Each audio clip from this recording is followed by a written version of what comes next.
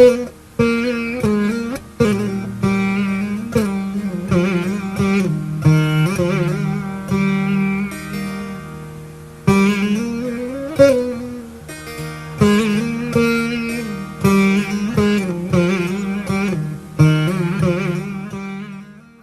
పాశురము నుండి 15వ పాశురం వరకు శ్రీగోకులంలోని 5 లక్షల గొల్లభామలను మేల్కొల్పడానికి ప్రతినిధులుగా శ్రీ ఆండాళ్ అమ్మవారు 10 మంది గోపికలను మేల్కొల్పుతుంది. ఆమె నైపుణ్యము ఉన్న 10 మంది భక్తులను మేల్కొల్పే విధానమును బట్టి ఈ పాశురములు అమర్చబడ్డాయి. 6వ పాశురము.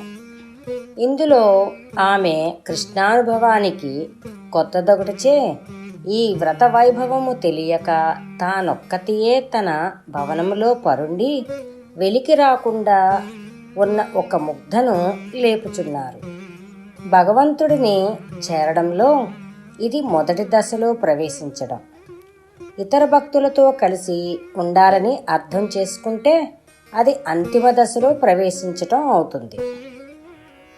புள்ளும் சிலும்பினகான் புள்ளரையின் கோயிலில் வெள்ளை விழிசங்கின் பேரரவம் கேட்டிலையோ பிள்ளாய் எழுந்திராய் பேய்முலை நஞ்சுண்டு கள்ளச்சகடம் கலக்கழிய காலோச்சி வெள்ளித்தரவில் துயிலமரந்த வித்தினை உள்ளத்து கொண்டு முனிவருகளும் யோகிகளும் மெல்ல விழுந்து அரியன்ன பேரரவம் உள்ளம் புகுந்து కుళిరందు ఏలోర్యంబావాయ్.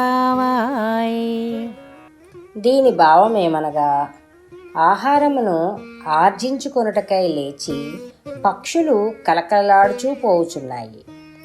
ఆ పక్షులకు నాయకుడైన గరుత్మంతునకు స్వామియగు శ్రీ మహావిష్ణువు ఆలయంలో తెల్లని శంఖము సేవలకు సమయమైందోహో అని పెద్ద ధ్వని చేయుచున్నది. ఆ ధ్వని వినుట లేదా? ఓ పిల్ల లిమ్ము, మేము ఎవరూ లేపగా లేచితిమన్న సందేహము కలగవచ్చు.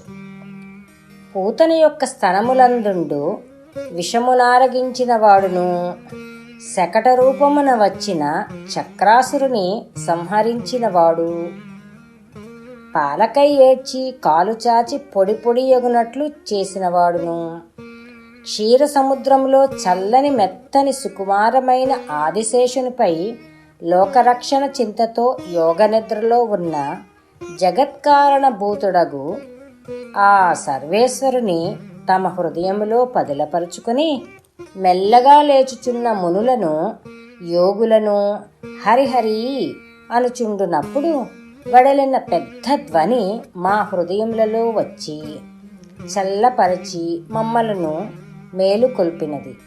నీవు కూడా లేచిరమ్ము. జై శ్రీ ఆండాళ్ తిరువడిగలే శరణం.